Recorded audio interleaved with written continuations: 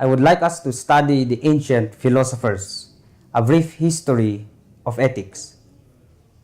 Ethics or moral philosophy is a branch of philosophy that endeavors to arrive at an understanding of how nature of human values, of how we ought to live, and what constitute right conduct.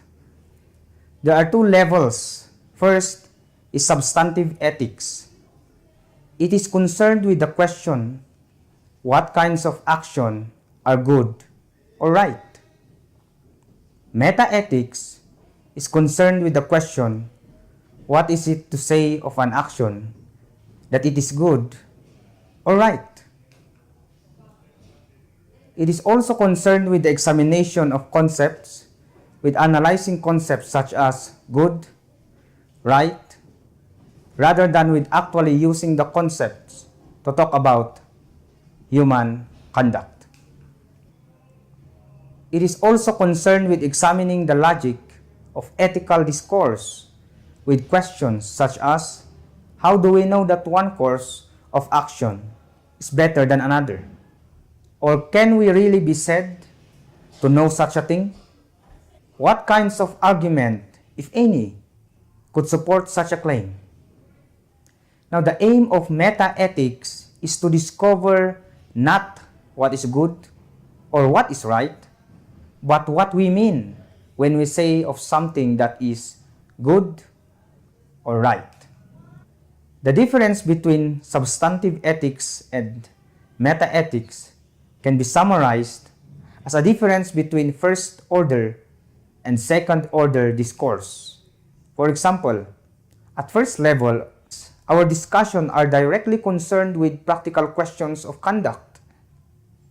But we can then move to a second level, from which we look back at the first level and raise questions about what it was that we were doing at first level. In other words, substantive ethics is practical. Meta-ethics is conceptual or examining concept.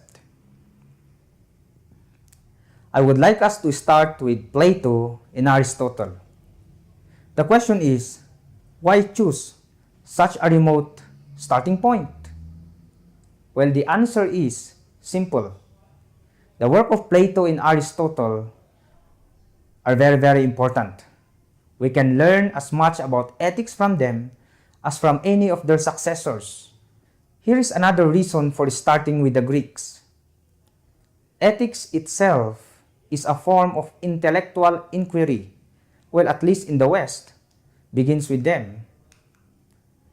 In the thought of the Greek philosophers, we can trace the beginning of philosophical reflection on the nature of the good life and right conduct.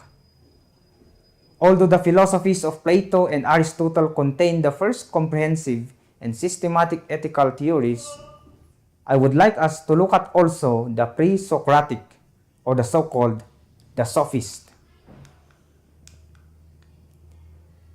I would like you to watch the intro video regarding what the sophists are before we continue.